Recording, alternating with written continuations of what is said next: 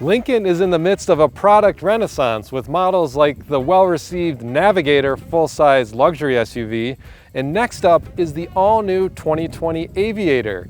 It's a mid-size 3-row luxury SUV that's designed to compete against models like the Audi Q7 and Volvo XC90. We're here in Napa Valley to drive both the gas-only and plug-in hybrid versions of the Aviator for the first time to see if it has what it takes to compete with true luxury SUVs. We spent much of the day driving on winding 2-lane roads, and it really allowed the Aviator's twin turbocharged 3-liter V6 powertrain to shine. The engine makes 400 horsepower, 415 pounds-feet of torque, and it is really strong. It helped power the Aviator up hills, had good passing power when you needed it, and it works with a responsive 10-speed automatic transmission that makes smooth, refined shifts.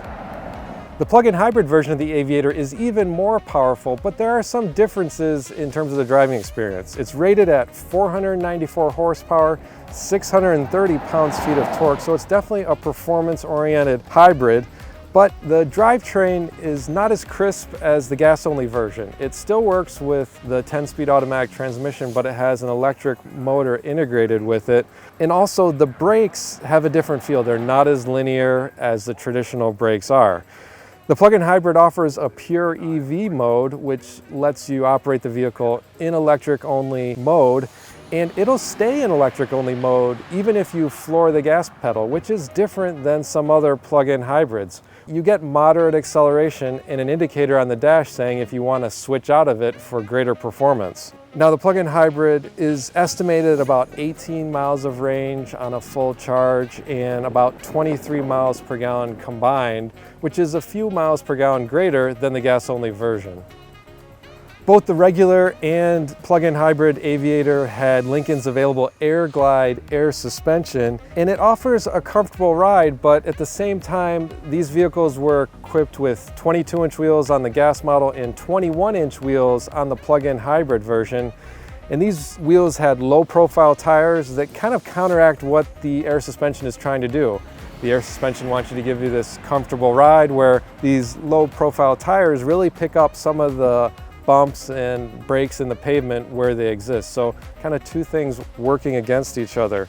But the different drive modes really allow you to see how adaptive this suspension can be. There's the normal drive mode, which allows some body motions, but when you switch it to the Excite mode, which is Lincoln's version for like a performance setting, the Aviator really hunkers down, and it was great to have this mode when we were taking to all the winding roads on the drive route. And it really turned it into a much better handling SUV and made it a lot more fun to drive.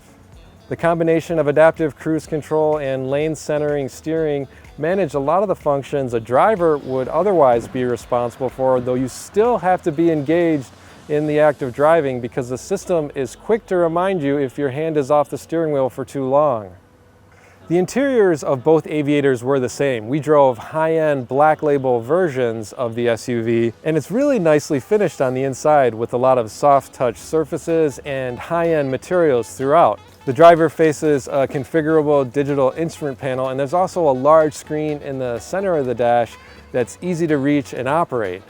Our Aviators had the available perfect position 30-way active motion seats. And some of those adjustments include a power adjustable head restraint, an upper backrest angle, side bolster adjustments, and a massage feature.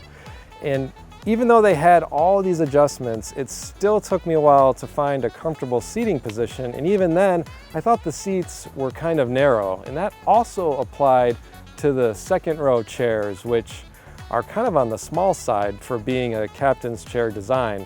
They're narrow, you kind of sit with not a lot of thigh support. Moving back to the third row, it's definitely an occasional use space. I climb back there, but there's not a lot of legroom for adults, and you sit with your knees elevated and not the most comfortable position. As mentioned, we were driving high-end, expensive versions of the Aviator, but in this form, it stacks up well to the Q7 and XC90 thanks to its interior quality, technology, and performance. The Aviator starts at around $52,000, but for a black label plug-in hybrid version, the price tag can approach $90,000. The Aviator is starting to hit dealerships as we speak, and if you'd like to learn more about the vehicle, head over to Cars.com.